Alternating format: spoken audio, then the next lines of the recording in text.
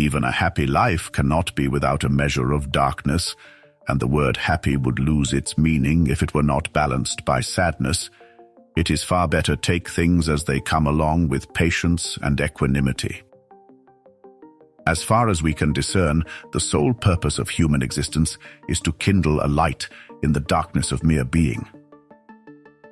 The creation of something new is not accomplished by the intellect, but by the play instinct acting from inner necessity. The creative mind plays with the objects it loves. If people can be educated to see the lowly side of their own natures, it may be hoped that they will also learn to understand and to love their fellow men better. A little less hypocrisy and a little more tolerance towards oneself can only have good results in respect for our neighbor, for we are all too prone to transfer to our fellows the injustice and violence we inflict upon our own natures. Somewhere there was once a flower, a stone, a crystal, a queen, a king, a palace, a lover and his beloved, and this was long ago on an island somewhere in the ocean 5,000 years ago. Such is love, the mystic flower of the soul. This is the center, the self. I cannot love anyone if I hate myself.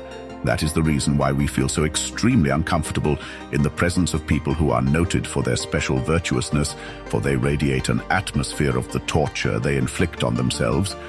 That is not a virtue, but a vice. Where love rules, there is no will to power, and where power predominates, their love is lacking. The one is the shadow of the other. Nothing is possible without love. For love puts one in a mood to risk everything. I am no longer alone with myself, and I can only artificially recall the scary and beautiful feeling of solitude. This is the shadow side of the fortune of love. It is a woman's outstanding characteristic that she can do anything for the love of a man, but those women who can achieve something important for the love of a thing are most exceptional, because this does not really agree with their nature. Love for a thing is a man's prerogative. But since masculine and feminine elements are united in our human nature, a man can live in the feminine part of himself, and a woman in her masculine part. Nonetheless, the feminine element in man is only something in the background, as is the masculine element in woman. If one lives out the opposite sex in oneself, one is living in one's own background, and one's real individuality suffers. A man should live as a man, and a woman as a woman.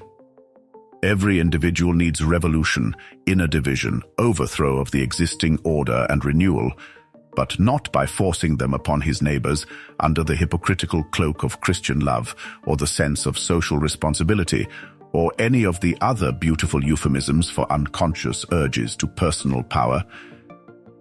When we assume God to be a guiding principle, well, sure enough, a God is usually characteristic of a certain system of thought or morality. For instance, take the Christian God, the summum bonum. God is love, love being the highest moral principle, and God is spirit, the spirit being the supreme idea of meaning.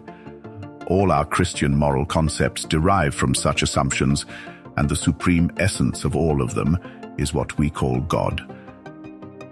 But what will he do when he sees only too clearly why his patient is ill? When he sees that it arises from his having no love but only sexuality, no faith because he is afraid to grope in the dark, no hope because he is disillusioned by the world and by life, and no understanding because he has failed to read the meaning of his own existence.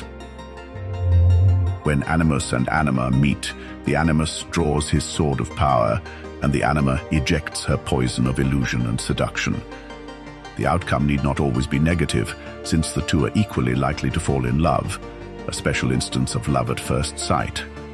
The woman is increasingly aware that love alone can give her full stature, just as the man begins to discern that spirit alone can endow his life with its highest meaning. Fundamentally, therefore, both seek a psychic relation to the other, because love needs the spirit and the spirit love for their fulfillment.